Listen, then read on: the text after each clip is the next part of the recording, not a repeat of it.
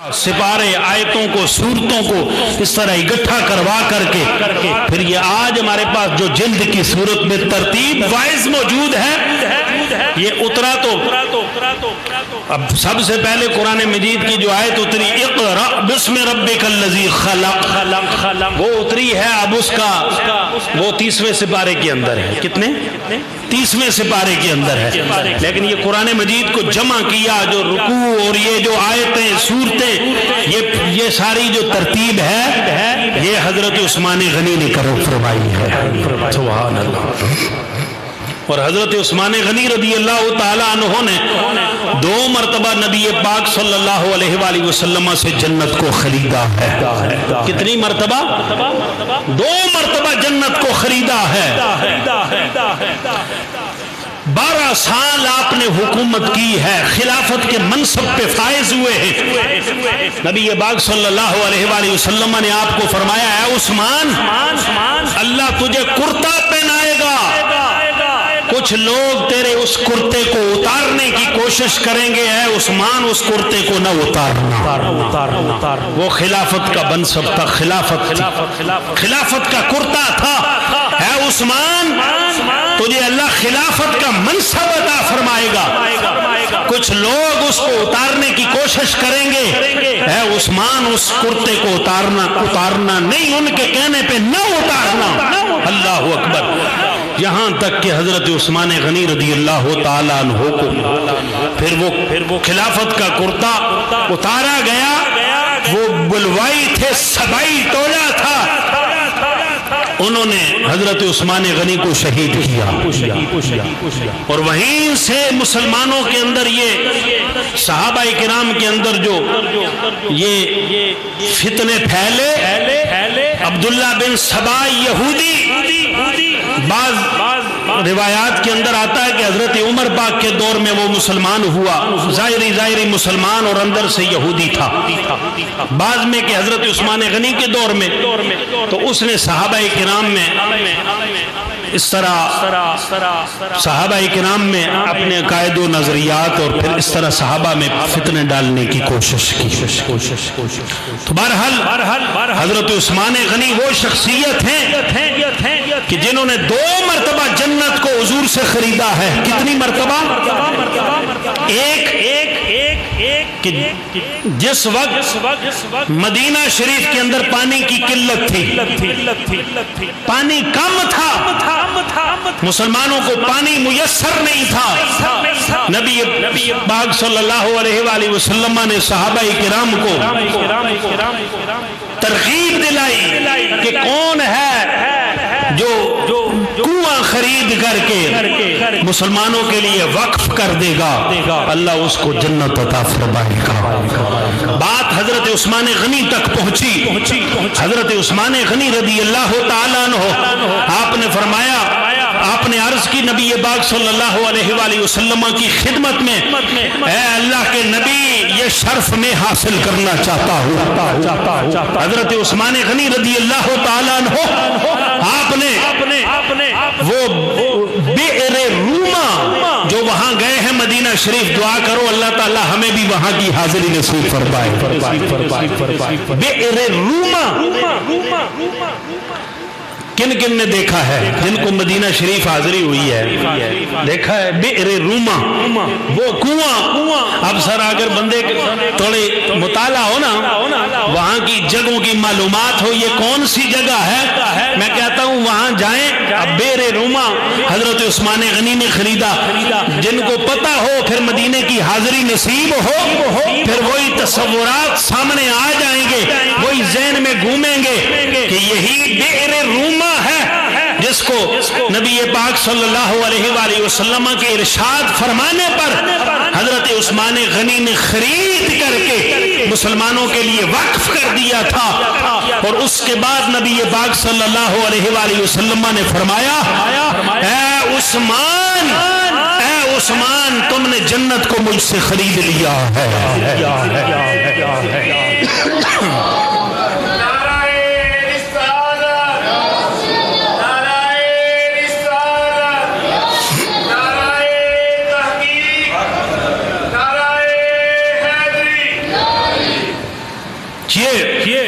وہ کنواں خرید کے وقف کر دیا. حضور علیہ الصلوۃ والسلام نے فرمایا عثمان تم نے مجھ سے جنت کو خرید لیا ہے.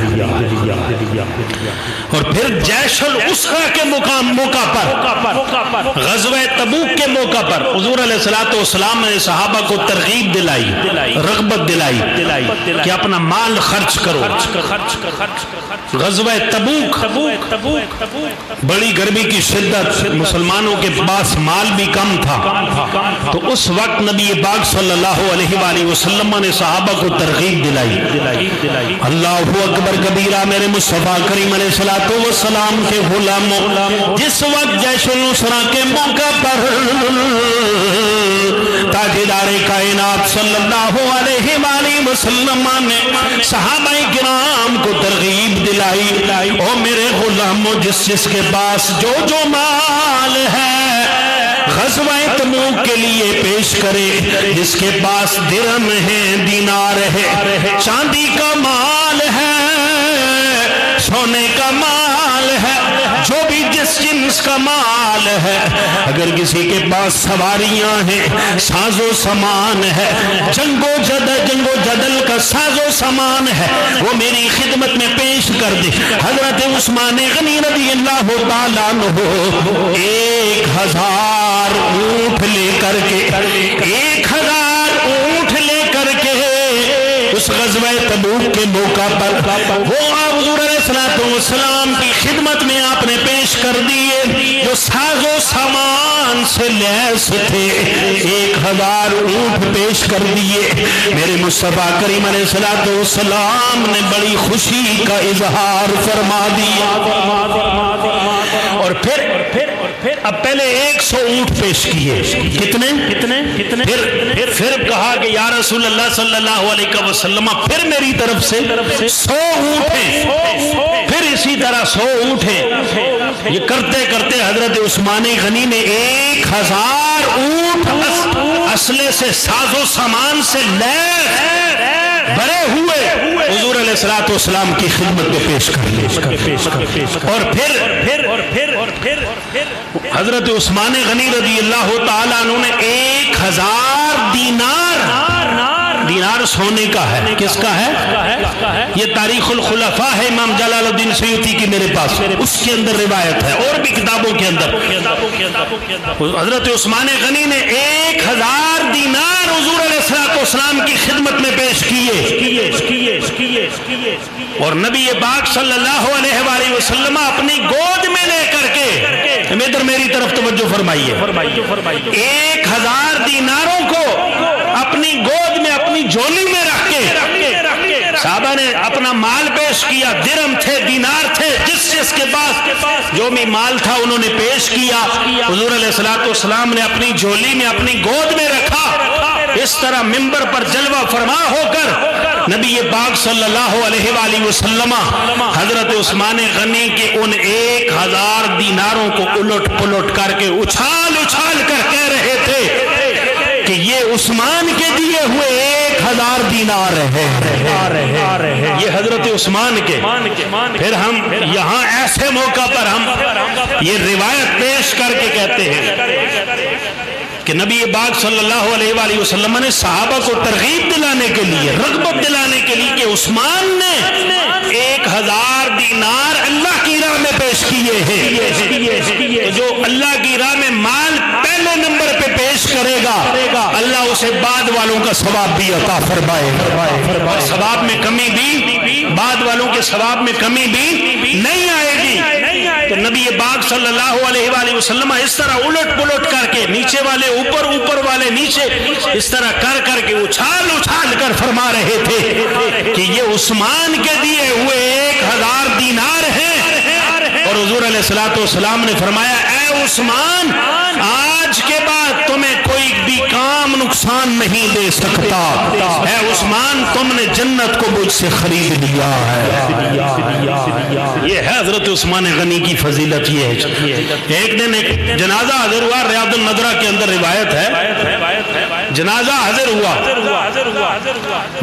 نبی پاک صلی اللہ علیہ وآلہ وسلم نے جنازہ پڑھانے سے انکار کر دیا، جنازہ پڑھانے سے انکار کر دیا۔ صحابہ نے پوچھا اے اللہ کے نبی کبھی ایسا معاملہ ہوا نہیں کہ جنازہ آپ کی خدمت میں لایا گیا ہو اور آپ نے جنازہ پڑھانے سے انکار کر دیا ہو؟ اللہ اکبر کبیرہ۔ نبی پاک صلی اللہ علیہ وآلہ وسلم نے فرمایا میں نے اس کا جنازہ پڑھانے سے انکار اس لیے کیا ہے کہ اس شخص کے دل میں میرے عثمان کا بغض تھا۔ کیا تھا؟ حضرت عثمان کا بغض تھا، اس لیے میں نے اس کا جنازہ نہیں پڑھایا۔ جو حضرت عثمان سے بغض رکھے، حضرت عثمان کا تعلق بنو امیہ سے ہے۔ کس سے ہے؟ بنو امیہ سے۔ یہ قریش کا ایک خاندان ہے، یہ جا کے اوپر سلسلہ حضور علیہ السلام تک جڑتا ہے، اور جو بنو امیہ کے بغض کی آڑ میں صحابہ پر طعن کرے، حضرت عثمان غنی پہ طعن کرے، حضرت سیدنا امیر معاویہ رضی اللہ تعالیٰ عنہ پہ طعن کرے، اس جیسا بدبخت لعین کوئی نہیں ہے۔ بولو اس جیسا بدبخت اور لعنتی کوئی بھی نہیں ہے، چاہے وہ اوپر سے سنی ہونے کا دعویٰ ہی کیوں نہ کرتا ہو، میں سنی ہوں، چاہے مولا علی کی محبت کا، اہل بیت کی محبت کا دعویٰ ہی کیوں نہ کرتا ہو، لیکن اگر اس کے دل میں صحابہ کا بغض ہے وہ لعنتی ہے۔ کیا ہے؟ بولو۔ ہمارا اس سے کوئی تعلق نہیں جو صحابہ سے بغض رکھتا ہے، جو صحابہ سے بغض رکھتا ہے ہمارا اس سے کوئی تعلق نہیں۔ حضور علیہ السلام نے اس کی نماز جنازہ پڑھنے سے انکار فرما دیا جس کے دل میں حضرت عثمان کا بغض ہے، اور ہماری بھی یہی فکر ہے الحمدللہ، ہماری بھی یہی سوچ ہے، یہی فکر ہے۔ ہم بھی کسی ایسی کی نماز جنازہ ادا نہیں کرتے جس کے دل میں رائی کے برابر بھی کسی صحابی کا بغض ہوگا۔ صحابہ کا دل کے اندر بغض رکھے گا، کوئی صحابہ کا رکھے، آل بیت کا رکھے، ہم اس کی نماز جنازہ نہ پڑھاتے ہیں اور نہ پڑھتے ہیں۔ اور جو ایک صحابہ کو نہیں، ایک صحابی کو نہیں، جو سارے ہی صحابہ کے اوپر زبانیں کھولے دان تان کرے، اس جیسا بڑا بدبخت کون ہو سکتا ہے؟ یہ میں آپ کو پیغام، یہ کھلا ڈلا اپنا عقیدہ آپ کے سامنے رکھ رہا ہوں اور حدیثوں سے رکھ رہا ہوں۔ الحمدللہ کسی کو اگر پریشانی ہو تو آئے میدان لگا لے، ہم حاضر ہیں، لیکن اللہ اکبر، بولو اونچا ہو کے بولو یا رسول اللہ، حق چاہ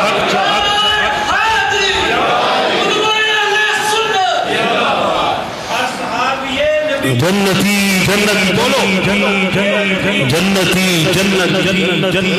کیونکہ یہ میں آپ کو اس لیے بتا رہا ہوں کہ آج کل بہت سے ایسے لوگ ہیں جو سنیت کا لبادہ اوڑھ کے صحابہ پر اپنے اندر کا بغض نکالتے ہیں، لعن طعن کرتے ہیں۔ یہ ہمارا فرض بنتا ہے کہ آپ کو عقائد و نظریات سے آگاہ کیا جائے، بتایا جائے کہ ذرا سنبھل کے اور دیکھنا، ہر ہاتھ ملانے والا دوست نہیں ہوتا، ہر ہاتھ ملانے والا دوست نہیں ہوتا، اور ہر زبان سے یا رسول اللہ کہنے والا یہ نہ سمجھ لو کہ وہ کٹر سنی ہے، پکا سنی ہے۔ اور یہ الحمدللہ اہل سنت کا سٹیج ہے، اہل سنت و جماعت سنی حنفی بریلوی مسلک کا سٹیج ہے اور مرکز ہے، اس سے یہ صدا بلند ہو رہی ہے کہ ہر صحابی نبی، ہر صحابی نبی، ہم کسی ایسے ویسے سے جس کے دل میں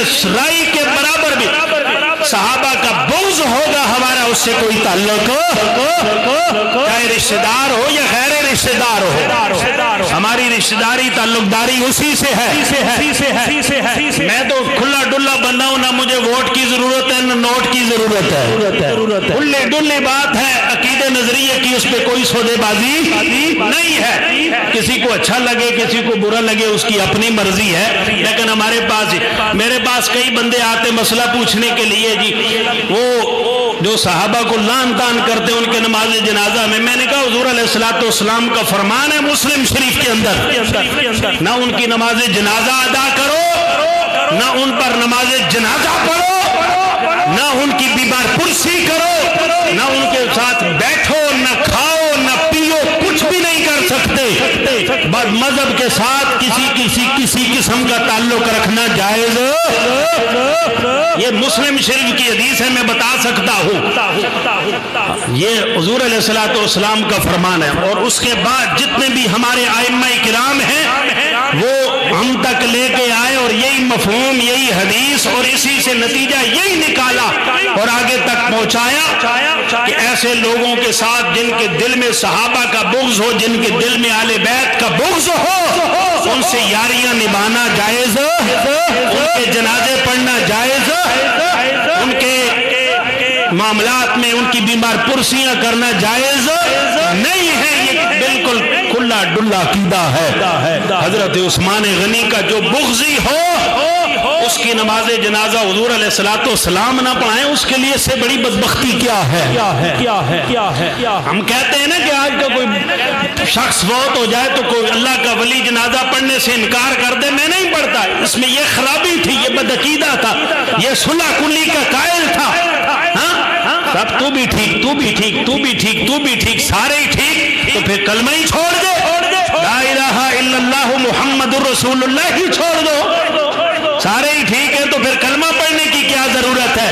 یاد رکھ مسلمان ہماری کلمے کی بنیاد ہی یہی ہے لا الہ الا اللہ. نہیں کوئی معبود مگر اللہ. یا سارے معبودان باطلہ کی نفی ہوئی. کوئی بت نہیں عبادت کے لائق کوئی گائے نہیں عبادت کے لائق کوئی سورج نہیں عبادت کے لائق جنہوں نے اپنے بزام خیش اپنے معبود بنائے ہوئے جن کی وہ عبادتیں کر رہے ہیں سارے معبودان باطلہ کی نفی ہے. لا الہ نفی کر دی الا اللہ مگر اللہ وہی عبادت کے لائق ہے اسی ہی کی عبادت کی جائے گی. محمد الرسول اللہ محمد اللہ کے رسول ہیں. اور ایک اور بڑی پتے کی بات مجھ تک یہ خبر پہنچی کہ پنجاب حکومت نے نکاح فارم کے اندر ایک چیز کو بڑا لازم قرار دیا. جو نئے نکاح فارم آ رہے ہیں نئے رجسٹرڈ الاؤ ہو رہے ہیں ان کے اندر یہ چیز شامل کر دی گئی کہ حضور علیہ الصلوۃ والسلام کی ختم نبوت کے حوالہ سے جس کا آپ نکاح پڑھائیں لڑکی ہو لڑکا ہو اس سے وہاں دستخط لیں کہ میرا کسی بھی جو بزام خیش اپنے خیال کے اندر مدعی نبوت کا دعویٰ کرتا ہے کہ میں نبی ہوں ہے تو سارے جھوٹے ہی ہیں. آخری نبی ہمارے نبی پاک صلی اللہ علیہ وسلم ہے. اور میرا کسی بھی ایسے شخص کے ساتھ یا ایسی تنظیم تحریک کے ساتھ جو مدعی نبوت کے پیروکار ہو ان سے میرا کسی قسم کا کوئی تعلق نہیں ہے. جو حضور کے بعد کسی اور کو آخری نبی مانے وہ جھوٹا ہے دجال ہے کذاب ہے. وہ چاہے مرزے کا ماننے والا ہو یا کسی اور ایسی سوسائٹی سے تعلق رکھنے والا ہو اس سے سائن لیں اس سے تحریری صورت پہ پھر اس کے بعد نکاح پڑھائیں تاکہ چھانٹی ہو کہ یہ حضور کی ختم نبوت پہ سوداگری کرنے والا نہیں ہے. لڑکی بھی سنیا ہے ختم نبوت کو تسلیم کرنے والی ہے اور لڑکا بھی. یہ بڑا خوش آئند اقدام ہے. اللہ تعالیٰ اس کو اپنی بارگاہ میں قبول فرمائے. اللہ تعالیٰ ہمیں حضور علیہ الصلوۃ والسلام کے ہر صحابی کا ادب و احترام اور حضور کی اہل بیت کا ادب و احترام عطا فرمائے.